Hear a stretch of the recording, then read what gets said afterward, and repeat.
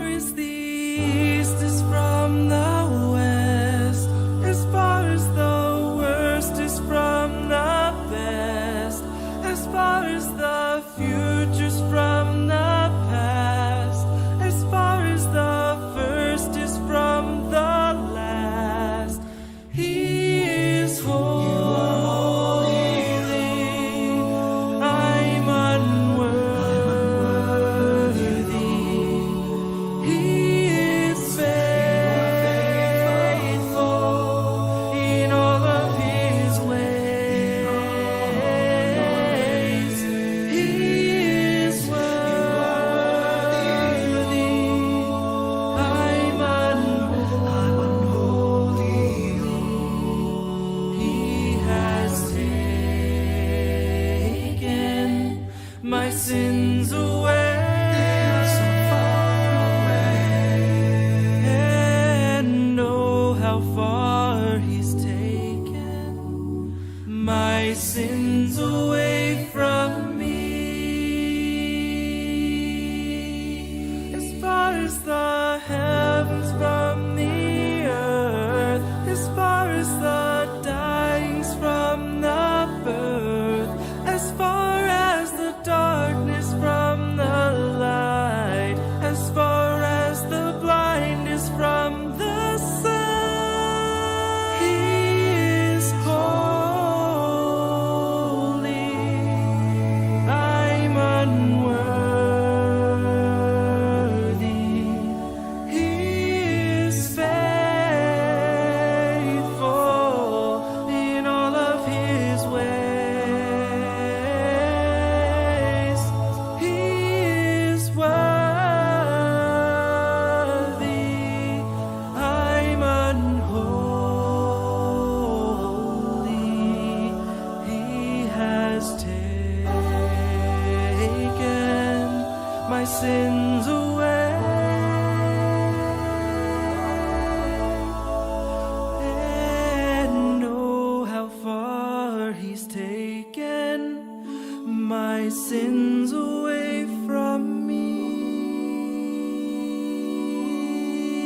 And oh, how far he's taken our sins away from us. Oh, and oh, how far he's taken my sins away from me.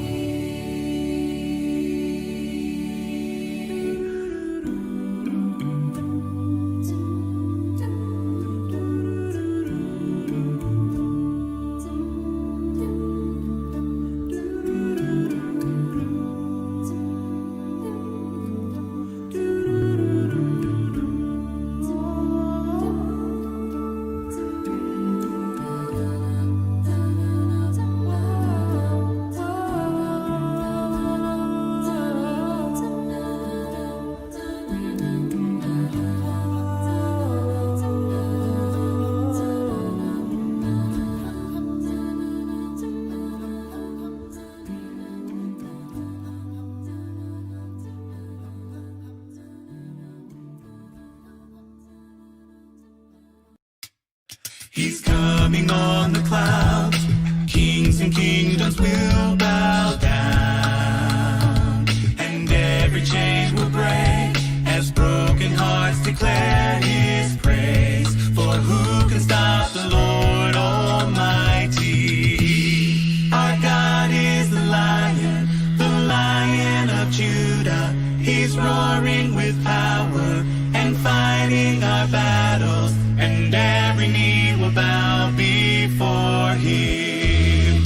Our God is the Lamb that was slain for the sin of the world. His blood breaks the chains, and every knee will bow before the Lion and the Lamb. Every knee will bow before him. So open up the gates, make way before the King of Kings. Good evening. My name is Jason Hollinger. I'm the preaching and community minister here for the Lufkin Central Church. And tonight we dive into a book that it's kind of, in its own way, the revelation of the Old Testament. No, we've already gone through Leviticus. Tonight we're going to be in Song of Songs. And now I say it's the revelation of the Old Testament because many people are aware of it and many of us do not understand it. And it is unique, and you're going to see about that, but it is unique in its own way. But yes, ultimately in the end, it must be read in the context of the Old Testament, and you'll see more of what I'm talking about right after this time in worship. Faithful love flowing down from the thorn-covered crown makes me whole, saves my soul, washes whiter than snow. Faithful love calms each fear, reaches down, dries each tear, holds my hand when I can't stand on my own. Faithful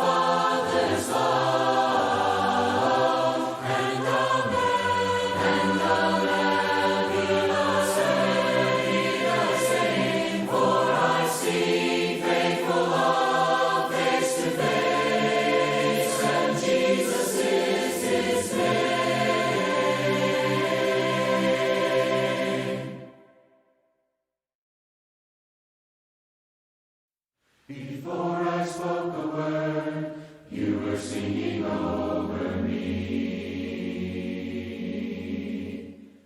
You have been so, so good to me.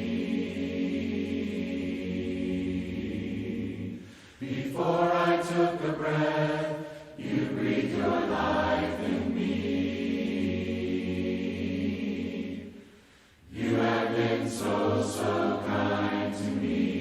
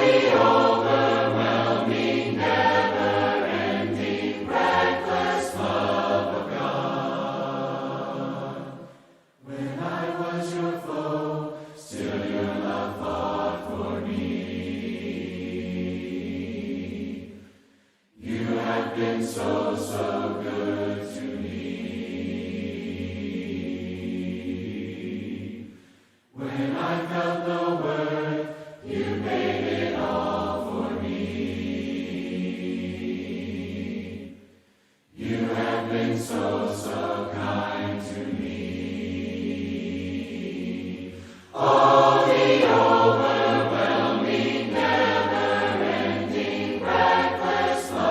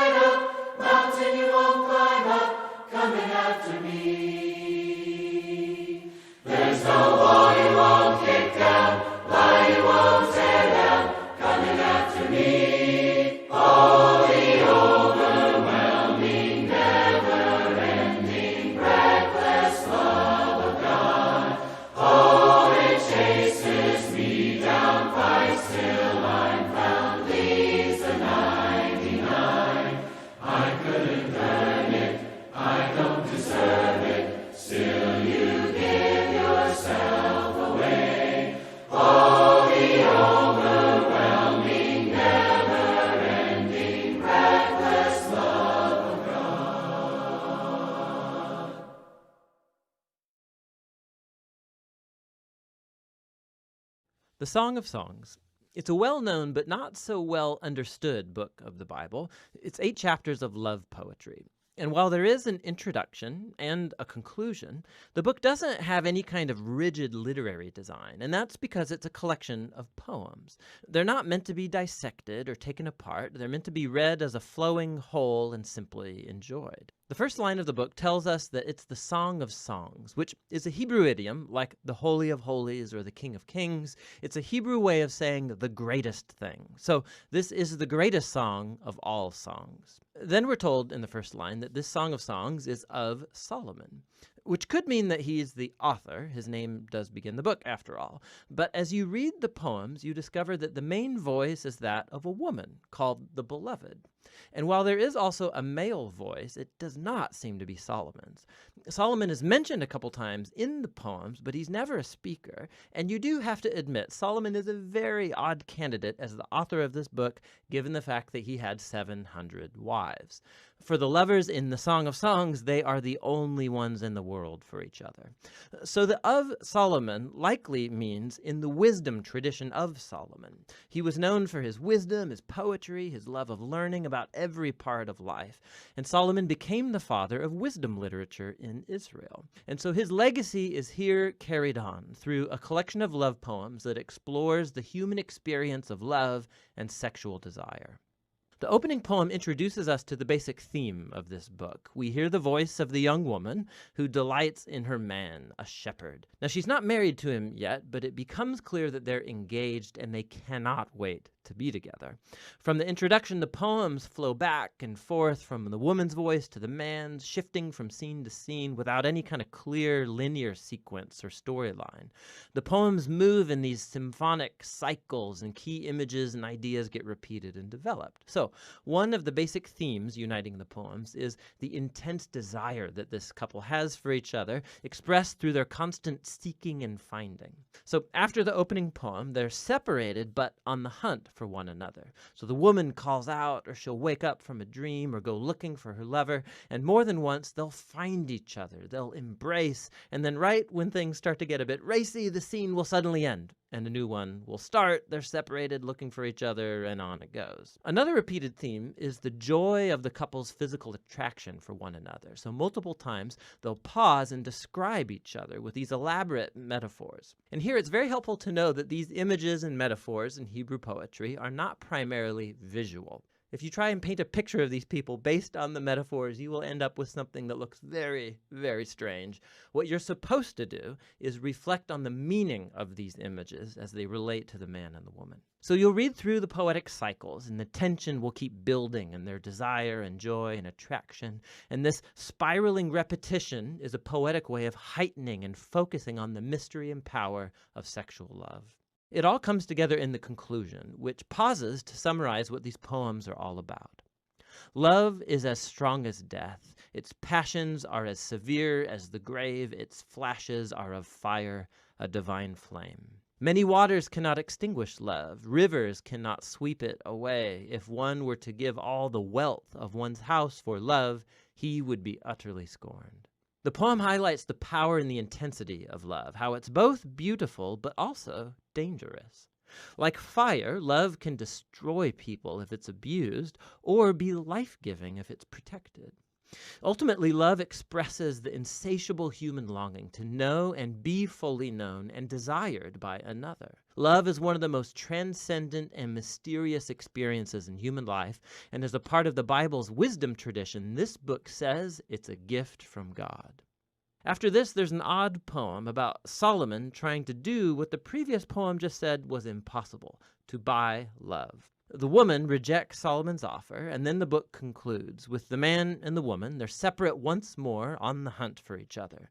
He calls to hear her voice. She begs him to run away with her, and that's how the book ends. Just totally open-ended. But that's a lot like love, which never truly concludes, because there's always more to discover and pursue in your beloved. And so true love has no end, and neither does this book. Now, through history, the big question raised by the Song of Songs is, what on earth is love poetry doing in the Bible? There have been 3 main interpretations of this book throughout history. In Jewish tradition, it's been read as an allegory, each character a symbol. So the woman is Israel, the man is God, and their love is a symbol of the covenant between God and Israel made at Mount Sinai and the giving of the Torah. This view flowed into the Christian tradition, but the characters were swapped. So it's about Christ's love for his people, the church. And this interpretation was inspired by Paul's words in Ephesians 5, that a Christian husband's love for his wife is a symbol of Christ's love for the church. What's interesting is that in the last 100 years, archaeological discoveries among Israel's ancient neighbors in Egypt and Babylon has turned up all kinds of ancient love poetry that's very similar in language and imagery to the Song of Songs. We see that love poetry was a meaningful part of Israel's cultural environment, which has led most scholars today to view the Song of Songs as what it presents itself to be, an arrangement of Israelite love poetry reflecting on the divine gift of love. But that doesn't mean that it's only ancient love poetry. There's a key feature of these poems that sticks out when you read them as a part of the Old Testament, and that's the overwhelming use of garden imagery. There are powerful echoes of the Garden of Eden and the idyllic scene between the married couple in the early chapters of Genesis. So the image of the man and the woman naked and vulnerable, but completely unified and safe with one another. This resonates in the background of the Song of Songs. It's as if in these poems we are witnessing the love of a couple whose relationship is untainted by selfishness and sin. And so ultimately the song holds out hope that even though our own relationships are so often distorted by selfishness, love is a transcendent gift, and it's meant to point us to something greater, to the gift of God's love that will one day permeate and transform his beloved world. And that's what the Song of Songs is all about.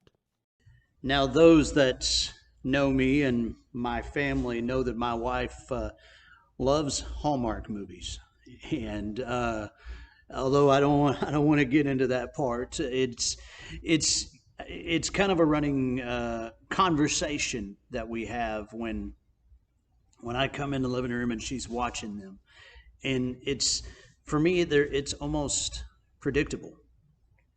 And it's kind of different characters, same storyline, maybe different plot, but it's the same idea. But I got to thinking about this, especially in connection with the Song of Songs and this idea of the overwhelming love of God. Constantly throughout Scripture, constantly we see God's love. We see it everywhere. We see moments, and it's shown in different ways. Maybe the plot is a little different, but man, it's almost downright predictable. And although I may poke fun at the Hallmark movies, there's nothing laughable about the love of God, about the constant, continual love of God. You can see it in everything. You just got to watch for it with your eyes, with your mind, with your heart. Y'all have a great night. God bless.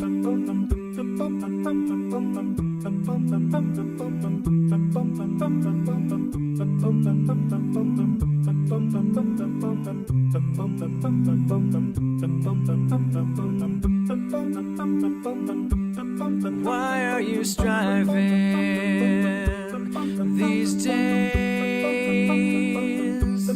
Why are you trying to earn grace? Why are you crying? Let me lift up your face. Just don't turn away.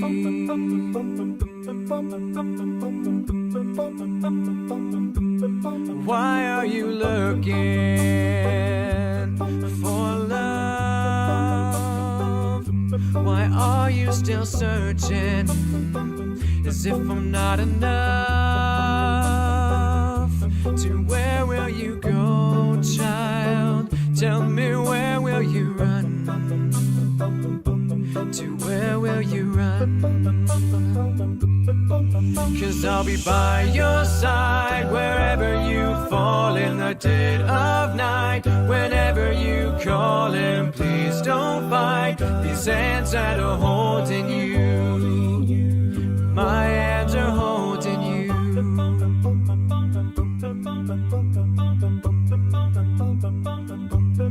Look at these hands in my side. They swallowed the grave on that night when I drank the world's sin, so I could carry you in and give you life. I wanna give you life, 'cause I'll be by your side wherever you fall in the dead of night. Whenever you call him, please don't fight. These hands that are holding you, my hands are holding you here at my side. Wherever you fall in the dead of night, whenever you call him, please don't fight. These hands that are holding you, my hands are holding you by your side.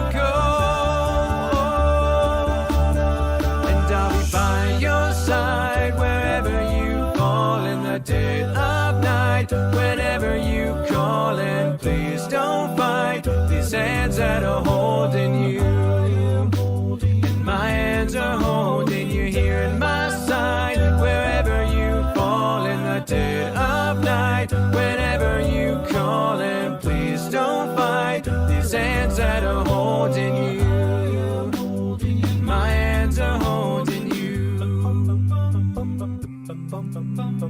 here at my side. My hands are holding you. Oh,